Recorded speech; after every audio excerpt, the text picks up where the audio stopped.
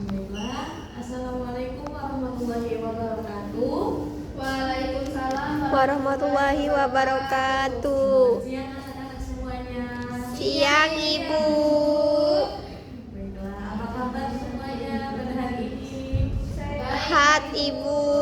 Luar biasa, Allahu Akbar. Alhamdulillah.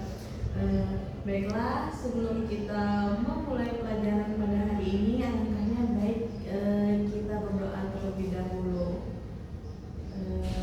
Berdoa dimulai.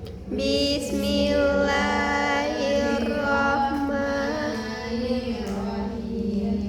Rabbi zidna ilman warzuqna fahman. Amin. Baiklah, hari ini kita hari ini akan bertanya, pernahkah kalian merasa menyesal setelah melakukan kesalahan? Pernah Ibu. Baik. Ternyata perasaan itu dalam Islam disebut sebagai awal dari muhasabah diri. Apa itu Ibu? Muhasabah diri itu nanti kita akan pelajari, yaitu hari ini kita akan belajar tentang pentingnya muhasabah diri agar kita menjadi pribadi yang lebih baik. Ini judulnya. Tujuannya itu yang pertama memahami pengertian ghibah dan fitnah. Yang kedua ada menjelaskan dari Al-Quran tentang larangan ghibah. Yang ketiga mengetahui dampak ghibah dan fitnah. Keempat ada menjelaskan cara menjaga lisan. Yang kelima menerapkan sikap menjaga lisan dalam kehidupan sehari-hari.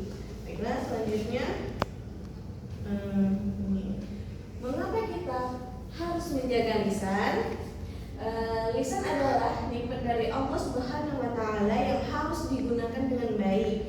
Perkataan yang baik dapat membawa pahala, mempererat persaudaraan, dan menyenangkan hati orang lain. Sebaliknya, perkataan yang buruk dapat melukai perasaan, menimbulkan permusuhan, dan mendatangkan dosa. Selanjutnya, pengertian ghibah. Ghibah adalah membicarakan keburukan atau kekurangan orang lain di belakangnya, walaupun hal tersebut benar. Contohnya ada mengejek teman, membicarakan kekurangan orang lain, dan menceritakan aib seseorang. Selanjutnya, apa itu fitnah?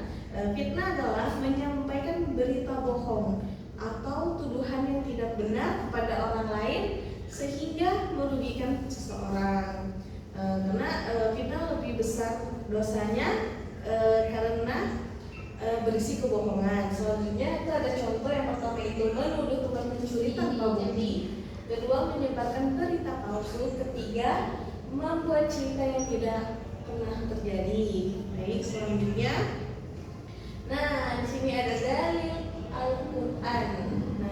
Sebagaimana Allah berfirman dalam Quran surah Al-Hujurat ayat 12 yang artinya, dan janganlah sebagian kamu menggunjing sebagian yang lain. Sukalah salah seorang di antara kamu memakan daging saudaranya yang sudah mati.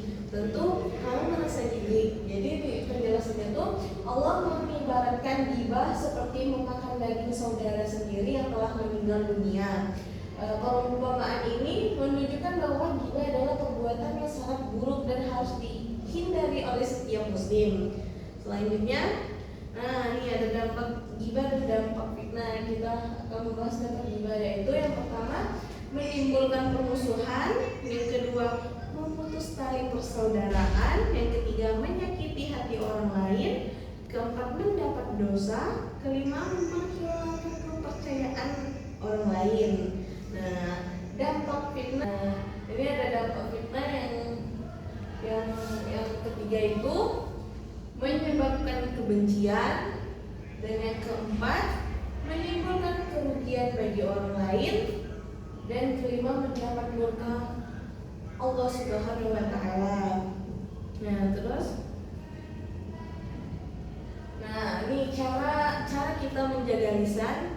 Yang pertama itu berbicara yang baik, yang kedua menghindari gosip, yang ketiga memastikan kebenaran informasi tersebut, yang keempat tidak menyebarkan berita yang belum jelas, yang kelima itu kita mengingat Allah sebelum dia berbicara, yang keenam itu lebih banyak diam jika ada manfaatnya. Terus selanjutnya itu ada contoh dalam kehidupan sehari-hari. Nah, contoh di sekolah yaitu tidak mengejek teman seperti kayak mengejek fisiknya atau segala macamnya, atau mengejek. Banyak sering terjadi tuh di sekolah-sekolah tuh mengejek nama mak bapaknya gitu.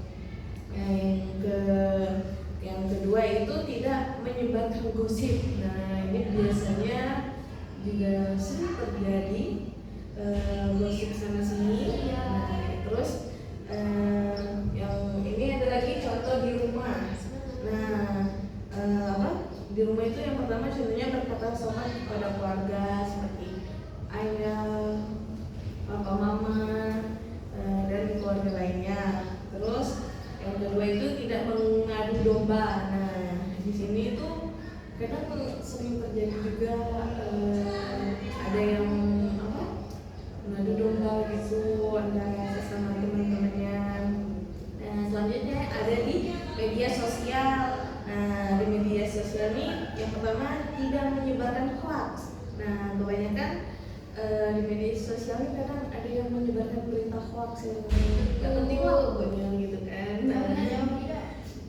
Terus habis itu tidak memberikan komentar yang menyakiti. Nah, biasanya nih kalau memberikan komentar yang menyakiti itu biasanya sering netizen nggak sih, netizen Iya ibu, gitu ngehujat kan. bu.